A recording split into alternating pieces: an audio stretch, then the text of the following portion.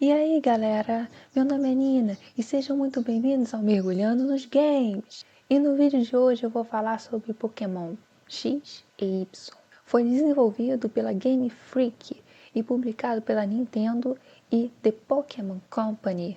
Estreou exclusivamente para o Nintendo 3DS em 2013. X e Y é um jogo de RPG com cenários inspirados na França. Além disso, foi palco de mudanças radicais na série. Como o assunto vai ser muito extenso, eu vou dividir o vídeo em duas partes. Nesta primeira, eu vou falar sobre a história, e numa segunda, eu vou falar sobre o gameplay. Vamos então começar pela história de X e Y. Bem, o jogo começa assim: os jogadores, pela primeira vez na vida, escolhem seu personagem a partir de uma seleção pré-determinada de personalização. Ou seja, se o jogador quiser um personagem louro, tem a opção. Se quiser um personagem moreno, tem a opção. E, uma vez escolhido o personagem, né, que pode ser tanto o personagem masculino quanto feminino, o jogo é iniciado.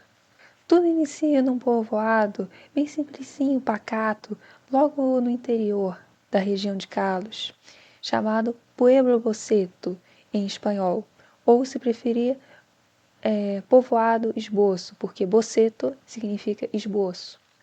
E 5 amigos que se conhecem ali na hora acabam se aventurando juntos numa jornada Pokémon. Os personagens que iniciam essa jornada Pokémon juntos são o seu personagem, que se for masculino, você vai ter como rival uma contraparte feminina, e se você jogar com personagem feminino, você tem um rival como contraparte masculina. Mais 3 amigos. Benigno, o personagem dançarino, o garoto que dança, ou também conhecido como Benny no jogo. Trobato, o garoto inteligente, o esperto da equipe, também chamado de Trobo. E uma garota super simpática chamada Shanna. E diferente de muitos jogos de Pokémon, aqui é a nossa contraparte feminina ou masculina que entrega ao nosso personagem o Pokémon que recebeu do professor Cypress. E como básico dos jogos de Pokémon, os Pokémons iniciais sempre serão do tipo água, aqui representado pelo Froakie, planta, representado pelo Chespin, e fogo, representado pela Fennekin. Além dos Pokémons iniciais de Kalos, o professor Cypress, um pouco mais para frente, vai entregar um Pokémon que pertence à região de Kanto, Charmander, Squirtle e Bulbasaur. Além disso, os jogadores também ganham um Lucario lá na Torre Mestra, ou Torre Maestra em espanhol. Sem falarmos que também podemos ganhar um fóssil e transformá-los em Pokémon. Em espanhol, nós nomeamos os fósseis como Aleteo, que o jogador ganha uma Maura, ou se o jogador preferir, pode escolher o fóssil Mandíbula e vai ganhar um Tirunte. Bom, vamos agora voltar para a história. De uma maneira geral, a narrativa de X e Y ela é leve, porém, temos alguns momentos de tensão. Mas antes de falarmos desses pontos de tensão na narrativa, eu vou falar sobre o momento mais legal que teve na história. Quando os jogadores chegam pela primeira vez na cidade Yantara e vão adentro da Torre Maestra, todos nós jogadores conhecemos um personagem chamado Mega Yayo, que é o cara que vai dar o Mega Aro, ou seja, aquele bracelete que os jogadores usam para fazer a Mega Evolução. E o velhinho, por sua vez, ele explica como funciona essa Mega Evolução.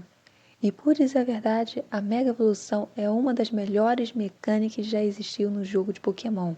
Bom, agora que já falamos a parte mais emocionante da história, de vista positivo, agora vamos falar sobre as tensões narrativas. Vamos começar então pelo Team Flare. O líder Lisson, ele é um cara que tem muita tecnologia, tem muito dinheiro, é um cara rico, por assim dizer. Porém, ele é um cara que admira a beleza do mundo, a beleza das pessoas, a beleza dos Pokémons, a beleza, enfim, da natureza de tudo. Só que ele teve uma grande desilusão, que dependendo da versão que você jogou, vai variar o objetivo de Lisson fez para desbloquear, para ativar, melhor dizendo, a arma definitiva. Em X, Lisson fica tão furioso das pessoas em usarem demasiados recursos naturais, em demasia, e resolve destruir boa parte da humanidade. Já em Y, Lisson fica tão furioso com as pessoas, com o mundo, com as desilusões que ele teve, ele resolve fazer uma coisa ainda mais, como eu posso dizer, radical. Detona o mundo por inteiro. O desejo dele é destruir o mundo. E para ativar a arma definitiva, Lisson captura o Pokémon lendário da capa do jogo que você jogou, ou seja, ou X ou Y, e usa para destruir o mundo. Uma vez derrotado, Lisson ele desaparece. O porém dessa história é que uma cidade que era até bonitinha, cheia de pedras no meio do caminho, fica com um buraco no meio e as casas totalmente, enfim, viradas de cabeça para baixo.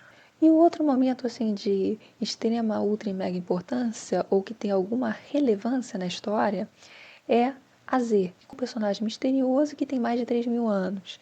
Lisson captura porque desejava saber sobre a arma definitiva que AZ criou. E a razão por AZ ter criado a arma definitiva é uma história um pouco triste. Há muitos anos atrás, AZ era o rei de Kalos e ao seu lado estava seu querido e fiel Pokémon, Floette. Tudo era as mil maravilhas, até que uma terrível guerra. E para defender o seu reino, AZ, junto de Floette, lutaram numa grande e horrenda batalha. No final desta batalha, Floette, infelizmente, perdeu a vida. AZ, triste e perdido, resolveu trazer Floette de volta. E para isso, ele criou a arma definitiva. Mas para a arma definitiva funcionar, era necessário grandes sacrifícios de Pokémon. E AZ, no final de tudo, dessa empreitada, ele conseguiu trazer de volta Floette. Porém, uma vez que Floette recuperou a vida, reviveu, meio que ficou tão triste da história de AZ de ter eliminado tantas vidas, resolveu deixá-lo. E AZ, arrependido, vagou por 3.000 anos, sozinho, solitário. E no final do jogo, na Liga Pokémon, AZ consegue rever Floette, depois de muitos anos de arrependimento e de provas e expiações. Além da história, aparece 2 tipos de pós-game.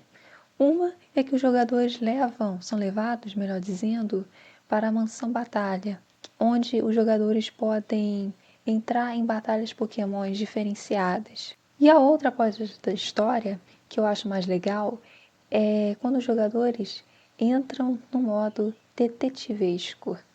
Via uma mensagem holográfica, os jogadores conhecem um detetive, que em inglês é chamado de Loki, mas em espanhol, na versão que eu joguei, o chamam de Handsome. E fazendo lá os trabalhos lá por Handsome, os jogadores já acabam conhecendo uma garotinha órfã e de rua chamada Matier e seu fiel companheiro, que é um Spur, Pelutin. Esta parte do pós-game, ela tem uma parte que eu posso dizer que chega ao clímax, que é quando a Matier, ela ganha um traje de expansão, que, assim, ela recebeu isso de um ex-membro do Team Flare, que era um cientista lá, que era para ajudar ela, né, o traje de expansão. Porém, esse traje, que parece mais um robô, fez com que a Matier meio que ficasse sem saber o que estava fazendo. Após reclamarem o personagem e o Handsome juntos, né, para esse cientista que fez o traje de expansão, o cientista, por sua vez, ele pega o traje e o melhora, com o intuito da Matier poder usá-lo sem perigos. E uma vez terminada essa parte do clímax, acontece uma outra, que é quando o Handsome deixa a agência dele de detetives para Matier. E o próprio detetive ele acaba sumindo, desaparecendo do jogo, como se tivesse feito uma viagem para nunca mais voltar. Que assim termina a história de Pokémon X e Y. Contudo, eu gostaria de fazer um pequeno parêntese sobre a história. É uma narrativa que chama atenção para 2 pontos. Uma que coloca esperança no coração dos jogadores, porque por mais que o mundo afora seja um mundo que vemos muitas coisas ruins acontecerem, muitas calamidades e muitas atrocidades fora do comum, podemos ficar revoltados com o mundo. No entanto, mesmo assim, o mundo traz oportunidades, traz beleza. Há muita coisa boa no mundo, só precisamos ter esperança e acreditar que dias melhores estão à nossa porta, desde que podemos fazer a nossa parte. E o segundo ponto que o jogo abordou é que, por mais que não tenhamos assim forças para fazer as coisas, não podemos ser radicais, não podemos criar ações que vão prejudicar os terceiros em nosso benefício próprio. Temos que ser justos e não tomar decisões que sejam prejudiciais. Não podemos sacrificar o outro nem a gente mesmo. Precisamos de um equilíbrio entre tudo. E isso é tudo por hoje. Se vocês gostaram, compartilhe o vídeo com seus amigos. Tenham todos um ótimo dia e até a próxima!